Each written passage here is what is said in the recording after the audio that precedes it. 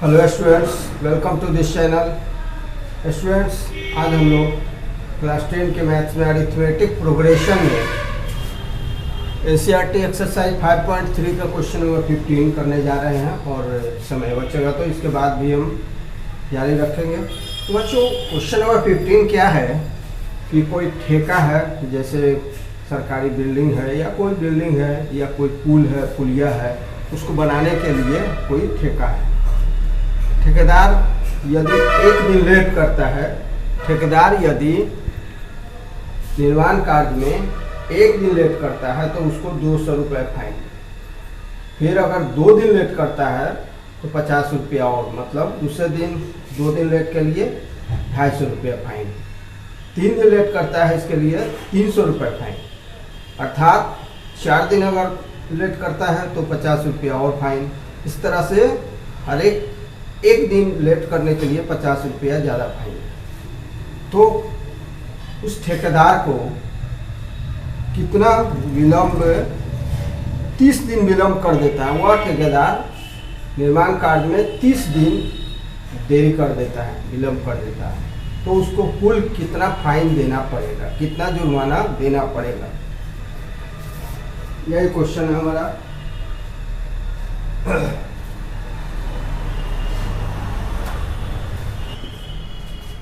Solution है तो हम लोग पहले एपी बनाते हैं, उसके बाद उसको सॉल्व करते हैं।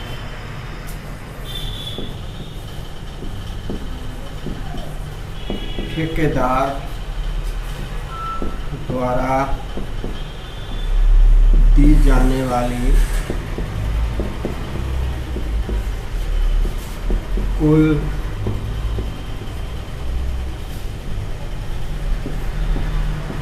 विलम्ब जुर्माना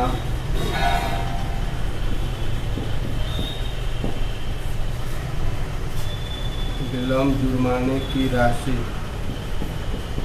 बराबर है, तो पहले दिन का जुर्माना 200 रुपया, दूसरे दिन का 250 रुपया, तीसरे दिन का 300 रुपया, इस दिन से plus up to dot dot up to 30 दिनों तक, 30 दिनों तक।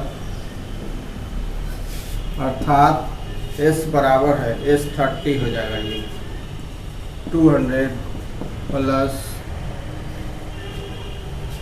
250 plus 300 plus dot dot plus 30 पदों तक। यह एपी के रूप में हुआ, एपी के रूप में हमने लिखा। अब यह एपी है, ए का वैल्यू कितना है 200, डी का वैल्यू कितना है 250 माइनस 200 इक्वल टू 50 रुपीज, और एन का वैल्यू कितना है 30, तो एस 30 बराबर व्हाट। हम लोग कैलकुलेशन करेंगे। किसी एपी के एन पदों का योग क्या होता है, n/2 into 2a plus n minus 1 into D होता है, ये होता है। तो अगर n का वैल्यू 30 हो, मतलब 30 दिनों का टोटल जुर्माना हमको निकालना है, तो n का वैल्यू 30 हो जाएगा। a का वैल्यू मालूम है 200 रुपये, d का वैल्यू 50 रुपये, तो 2 गुना 200, 2 into 200 plus 30 minus 1 into D का वैल्यू कितना है 50 रुपीज। चलिए अब इसको सिंप्लीफाई कर लीजिए।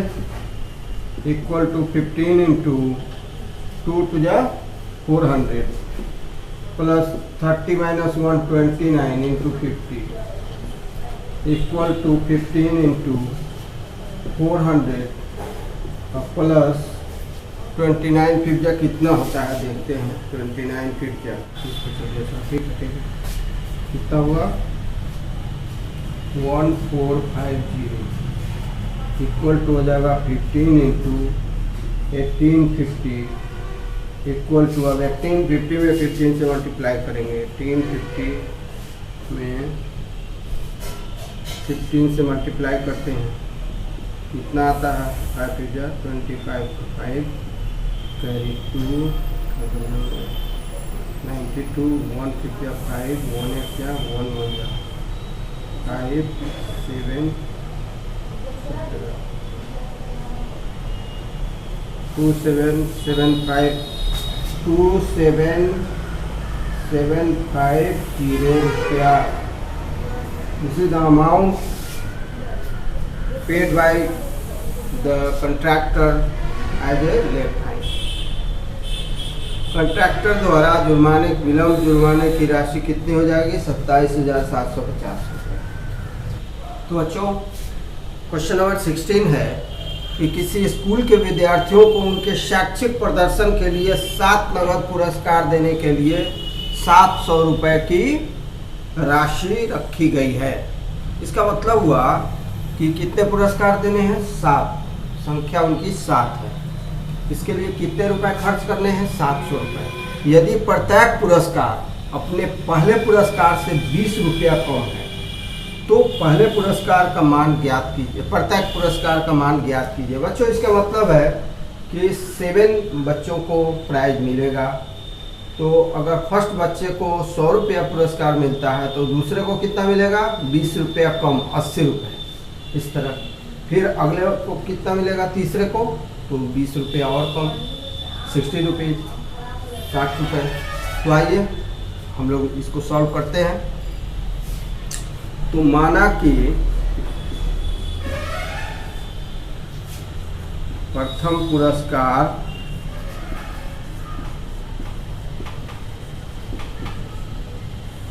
की राशि बराबर है X रुपया।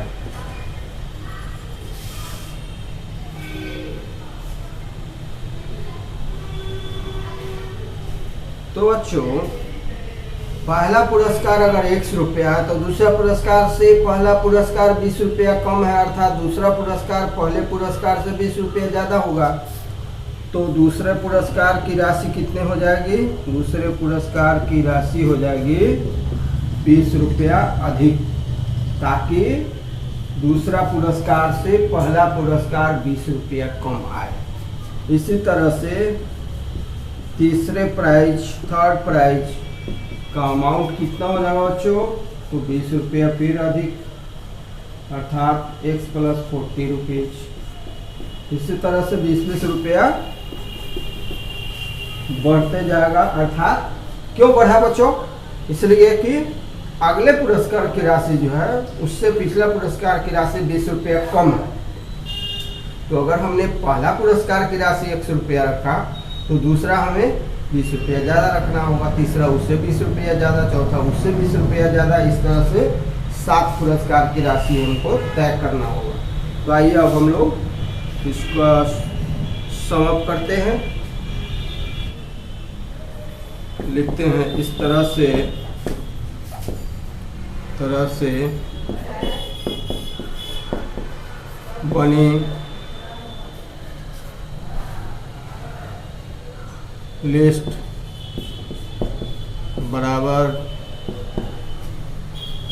ये लिस्ट बराबर x + 20 x + 40 plus ... up to 7 पदों तक है कि एपी में है। दिस इम्प्लाइज प्रश्न से सभी पुरस्कार की राशि का योग कितना है? 700 रुपये। x + 20 plus x + 40 plus ... up to 7 पदों तक कितना हो जाएगा? 300 हो जाएगा बच्चों, 700 सॉरी, कितना हो जाएगा? 700। x + 20 x + 40 है, जितने पुरस्कार की राशि है सभी का सम अप करेंगे तो कितना हो जाएगा? 700। अब यह तो एपी में है, अतः तो यहाँ A2 - A1 बराबर है x + 20 माइनस x कट जाएगा तो 20, फिर A3 - A2 ये कितना हो जाएगा? तो x + 40 माइनस x - 20। इस तरह से आप क्या देख रहे हैं? कि सभी अंतर बराबर आ रहे हैं, कॉमन डिफरेंस बराबर है, इसलिए यह AP में है। चलिए और भी लिखना चाहें तो हम लिख सकते हैं A4 - A3 equal to x + 60 -x -40 cancel हुआ 20। इस तरह से A2 - A1 equal to A3 - A2 equal to A4 - A3 dot dot equal to कितना 20 equal to T। Common difference equal है, इसलिए चूँकि कॉमन डिफरेंस बराबर है, इक्वल है, अतः हम लोग AP कैसे चेक करते हैं? जब किसी भी दो क्रमागत पदों का अंतर हमेशा समान है तो उसे AP में कहते हैं, यह AP में है। अतः प्रथम पद, AP का प्रथम पद कितना हो जाएगा बच्चों? फर्स्ट टर्म A का वैल्यू कितना हो जाएगा? X या फर्स्ट टर्म, और कॉमन डिफरेंस D का वैल्यू कितना हो जाएगा? तो A2 - A1 equal to x + 20 - AX, x cut जाएगा, कितना बचेगा? 20। n का वैल्यू कितना है बच्चों? 7। Sn का वैल्यू कितना है? S7 का वैल्यू कितना है? 700। अब हमें क्या निकालना है? हमें निकालना है A का वैल्यू निकालना है। x जो है यह वेरिएबल माना हुआ है, इसका वैल्यू हमें निकालना है।